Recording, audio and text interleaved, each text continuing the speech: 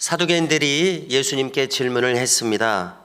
이것은 부활에 대한 질문이었습니다. 즉 천국에 대한 질문이며 보이지 않는 세계에 대한 질문입니다. 영적인 세계, 영계에 대한 질문이었습니다. 그런데 그들은 이 중요한 질문 주제를 진지한 마음으로 하는 것이 아니었습니다. 조롱조로 하는 것이었습니다. 죽음 후에 영적인 세상이 어디 있느냐, 그것을 믿지 않는 가운데 하는 질문이었습니다. 왜냐하면 이 사두개인들은 23절 첫머리를 보십시오. 부활이 없다 하는 사두개인들이라고 하지 않았습니까? 당시 예수님 시대의 신앙의 흐름은 바리새인들의 흐름이 있었고 사두개인들의 흐름이 있었습니다. 그리고 학자들이 추측하기에 광야에서 혹은 쿰난 지역의 동굴에서 수도 생활을 했던 경건파, 에세네파 이렇게 3대 종파가 있었다 생각을 합니다. 그 중에서 사두개인들의 신앙 노선은 보이는 세계에 치중하는 노선입니다. 보이지 않는 세계가 없다고 생각하는 것입니다. 즉 천사도 없다고 생각하는 겁니다. 부활도 없다고 생각하는 겁니다. 그래서 저로서는 이해가 되지 않더라고요. 왜냐하면 구약 성경을 그들이 성경으로 받아들이고 수용한다면은 구약 성경 처음부터 아담과 하와에 대해서, 사탄에 대해서, 또 에녹과 같이 하나님과 동행했다가 승천한 사람에 대해서, 또 아브라함을 방문한 천사들에 대해서 그런 영적인 세계에 대해서 나오는데 어떻게 그것을 믿지 않았을까 참 이상하게 생각을 합니다. 자, 그런데요 오늘날도 마찬가지입니다. 똑같이 신학을 공부하는데도 이런 영적 세계를 믿지 않는 그 흐름이 있습니다. 자유주의 신학이 주로 그렇다고 말씀을 드렸고, 그러다 보니까 기적을 믿지 않고, 그러다 보니까 서구 유럽의 기독교가 대단히 많이 쇠퇴하고 젊은이들은 다 교회를 떠났습니다. 이슬람이 교회를 건물을 사서 차지했습니다. 이러한 영향이 있습니다. 그러한 흐름이 예수님 당시 사두개인들에게 있었습니다. 그래서 그들은 진지한 질문이 아니라 조롱조로 이런 일이 어떻게 있을 수 있겠느냐, 그러한 태도에서 이런 질문을 했습니다. 그런 점에서 사두개인들은 공산주의자들과 같은 유물론자들이다라고 말할 수 있습니다. 아예 신앙은 없는 것은 아니지만 물질 세계만을 인정하니까요 오직 유자 만물 물자를 써서 유물론이라고 볼 수가 있습니다. 예수님께 따지려고 질문을 했습니까? 도대체 이게 말이 됩니까? 따집니다. 형사취수죄를 거론했습니다. 형사취수죄가 무슨 뜻입니까? 오늘 본문에 있는 것처럼 형이 죽으면은 그 형수를 동생의 아내로 취해서 대를 잇는다는 겁니다. 유산을 상속하도록 한다는 것입니다. 그런데 이제 재밌는 것은요, 일반 역사에서, 우리 한국 역사에서 고조선 시대가 제일 고대이지 않습니까? 고조선 시대에 우리 민족에도 형사취수죄가 있다는 것입니다. 참 흥미롭게 읽었습니다. 유대인과 우리 민족이 같은 풍속이 있었다는 거니까요. 자, 왜 이렇게 형사취수를 하냐면요, 상속받을 자식을 낳지 못하고 형이 죽었을 때 고대 세계는 재산을 상속하고 대를 잇는 것이 아주 중요한 문제였으리라고 생각을 합니다. 예를 들면 땅이 있다고 치면은요, 그 땅을 상속을 해야 되지 않습니까? 그런데 아무에게나 상속할 수 없고 자식이 없으니까 그 장자의 계보를 이어야 되는데 동생이 올라와서 장자의 계보를 잇는 그런 개념이라고 생각을 합니다. 그런데 이제 문제는 재산만 계승하는 것이 아니라 형수도 아내로 계승하게 되는 그런 문화를 이룬 것이죠. 자, 근데 사두개인들의 질문은 형제가 7이 있었는데 그 동생도 자식 없이 죽었다는 겁니다. 그렇다면 3남이 승계를 해야 되지 않습니까? 이런 식으로 다 자식이 없이 죽어가지고 7째까지 승계를 했다는 것입니다. 정말 실제로 고대에는 많은 형제를 낳았으니까 이런 일이 가능했을지 모르겠습니다만 참 정말 이런 일이 있었을까 싶습니다. 사두개인들이 부활세계 영계를 불신하는 거로 조롱하기 위해서 이런 있어 보이지 않음직한 이야기를 만들어냈다고 생각이 들어집니다. 그래서 이제 예수님께 질문하는 요지는 이것입니다. 그러면 이제 다 죽어서 부활이 있다고 하는데 그러면 저 영적 세계에 들어가면은 그때는 그 아내는 7 형제 중에 누구의 아내가 됩니까? 라고 질문을 했습니다. 자, 예수님이 어떻게 대답했을까요? 아내는 한 사람이고 형제는 7이나 되는데요. 29절에 예수님의 답변이 나옵니다.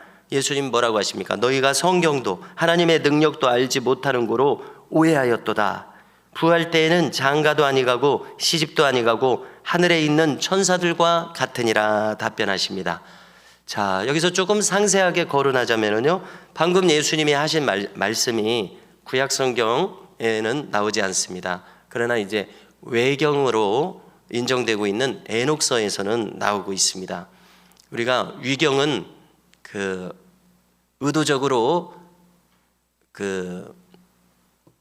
가짜 경전을 위경이라고 합니다. 외경은 정통적인 성경으로 인정받지는 못했지만은 성경적인 내용을 갖고 있을 때 외경이 됩니다. 예를 들어서 오늘날도 한국 교계에 신앙 서적이 많이 있지 않습니까? 간증을 기록한 서적이라든가, 아예 이단 사설을 기록했으면은 교계에서 인정을 하지 않지만 훌륭한 간증이라든가 목회 수기라든가 이런 거는 인정이 돼서 성경은 아니지만 많은 분들이 읽는 것들 있지 않습니까? 철로역정 같은 것들이요. 그러니까 그런 것들은 구약 시대에 그런 것들은 외경으로 인정이 돼서 성경과 같은 권위는 아니지만 건전한 신앙서적으로 이렇게 인정이 됩니다. 에녹서가 그런 책인 것 같습니다. 자, 우리는 에녹서를 예수님이 에녹서에 나와요. 이 내용이 에녹서를 의존했다고 보기보다는 예수님께서 천국을 만드셨지 않습니까? 온 세상을 만드셨지 않습니까? 그런 관점에서 이해하면 될 것입니다. 자, 예수님께서 영적인 세계에 대해서 이렇게 말씀하신 대목이 있습니다. 땅의 것을 말하여도 너희가 믿지 못하거늘 하늘의 것을 말한들 너희가 믿겠느냐, 이렇게 말한 대목이 있는데요, 요한복음 3장 12절입니다. 니고데모에게 그렇게 말씀하셨습니다. 이렇게 실제로 예수님께서 영적인 세계 천국에 대해서 구구절절 알려주지 않으십니다. 우리가 신약 성경에서 구약 성경에서 영적 세계에 대해서 구구절절 소상하게 알려주지 않으시지 않습니까? 그런데 오늘 이 말씀에서 딱 한 가지를 알려주셨습니다. 그것은 무엇이냐면 천국에는 결혼이 없다는 것입니다. 형사 취수를 7번 했어도 아무 문제가 되지 않는다는 겁니다. 부부의 개념이 없으니까요. 잘 이해가 되지는 않지만 이 지상에서처럼 부부를 이뤄서 사는 것이 아니라 천국에서는 그러면은 독립된 개체로서, 독립된 인격으로서 살아가는 모양이다, 이렇게 추측하게 됩니다. 정확한 것은 알 수가 없습니다. 자, 어떤 분이 이것을 생각을 발전시켜서 설교하면서 이렇게 거론하는 것을 제가 듣고서 조금 공감이 돼서 거론을 해봅니다. 자, 이 지상에서 우리는 한 100년 정도만 살다가 이제 천국에 가게 됩니다. 그러니까 좋다는 것입니다. 왜 좋다고 얘기하냐면요, 천생연분이 되어서 부부 사이에 아주 사이가 좋은 분들이 있을 수가 있죠. 그러나 이제 대개는 서로 상호 충돌하면서 서로 이제 적응해서 결혼 생활을 이어가지 않나, 이렇게 생각이 됩니다. 100%라면은 정말 사이가 좋아서 아무 부딪힘도 없는 부부는 과연 몇 프로가 될까요? 10%, 5% 되겠습니까? 추측이 잘 되지 않습니다. 그러니까 100년 정도만 살다 가니까 좋다는 것입니다. 영원토록 부부 생활을 하면 힘들어서 서로 어떻게 살겠느냐는 겁니다. 그래서 이제 이렇게 상상력을 유도하는 거예요. 아담의 직계 후손들은 얼마 살았죠? 900년, 1000년 가까이 살지 않았습니까? 무드셀라 969년. 그러면 무드셀라가 그렇게 오래 살면서 자녀를 쭉 낳았습니다. 에녹도 무드셀라, 아니 에녹이 위쪽이고 노아가 무드셀라 후손이죠. 그러면은 1000년 동안 부부가 잘 맞지 않는데 그렇게 산다고 한번 생각해봐라, 얼마나 힘들겠느냐, 이렇게 말하면서, 자, 이제 천국으로 생각을 옮겨서 천국에서 영원토록 잘 맞지 않는데 부부로 살면 얼마나 힘들겠느냐, 이렇게 말해서 재밌게 들어본 적이 있습니다. 정말 그렇다면은 천국에서는 각자 사니까 그것이 좋지 않은가, 이런 생각도 들어봤습니다. 그런데 이런 점을 또 생각해 봅니다. 말씀은 우리가 주님과 신랑 신부가 된다고 이야기해 주십니다. 우리 주님은 영원히 사랑하고 섬길 남편이십니다. 그리고 주님은 이 세상의 남편과는 다르게 십자가의 사랑으로 나를 상상할 수 없는 깊은 사랑으로 사랑해 주십니다. 참 얼마나 중요한 대목인가 생각합니다. 자, 마지막 대목입니다. 주님은 놀라운 것을 일깨워 주십니다. 그것은요, 아브라함과 이삭과 야곱은 죽지 않았다고 말씀하시는 대목입니다. 즉 그들은 산 사람들이다 말씀하시는 대목입니다. 여러분들 놀랍지 않습니까?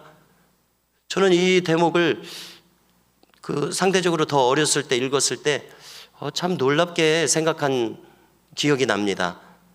완전히 쉽게 받아들이기는 어렵지만 놀랍게 생각한 적이 있습니다. 왜냐하면 우리는 일반적으로 사람은 70세, 80세 되면 돌아가신다, 죽으셨다 이렇게 생각하지 않습니까? 아무리 천국을 믿어도 죽었다라고 우리가 생각하게 되거든요. 그런데 예수님은 하나님이 죽은 자의 하나님이 아니라 산 자의 하나님이시다 이렇게 말씀하십니다. 즉 아브라함, 이삭, 야곱에 대해서 죽었다고 생각하지 않으시는 거예요. 얼마나 놀랍습니까? 우리는 앞서간 분들 죽었다고 생각하잖아요. 그런데 예수님은 그들이 죽었다고 생각하지 않으시는 거예요. 영원히 산다고 생각하시는 겁니다. 한번 곰곰이 생각해 볼 대목입니다. 자, 그런데 우리가 일반적으로 납득이 되지는 않더라도 너무나 옳지 않습니까? 왜냐하면 우리는 영원한 존재이기 때문에 그렇습니다. 말씀이 그렇게 가르치시지 않습니까? 하나님은 죽은 자의 하나님이 아니시오 산 자의 하나님이시라. 생각해 볼수록 옳습니다. 우리가 영원한 존재이기 때문에 그렇습니다.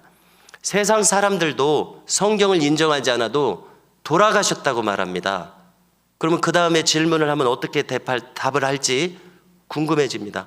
아니, 교회 안 다니시잖아요. 근데 돌아가셨다고 말씀하셨는데 어디로 돌아가셨을까요? 그러면은 대답이 궁색할 것 같습니다. 그런데 우리는 압니다. 하나님께로 돌아갔습니다. 그래서 영원히 삽니다. 그래서 예수님 말씀이 참 옳습니다. 아브라함과 이삭과 야곱은 죽은 사람이 아니고 산 사람이고 영원히 살아있는 사람이고 하나님은 이 산 자의 하나님이시다. 참 생각할수록 놀랍습니다. 성도 여러분, 이처럼 영혼에 대한 가르침은 우리에게 구원과 영생에 대해서 확실하고 분명한 태도를 가지게 만들어줍니다. 성도 여러분, 오늘도 우리 모두가 영혼을 사모하는 천국 백성의 믿음을 가지고 남은 우리의 인생을 믿음의 승리를 이루시며 살아가시기를 축복합니다.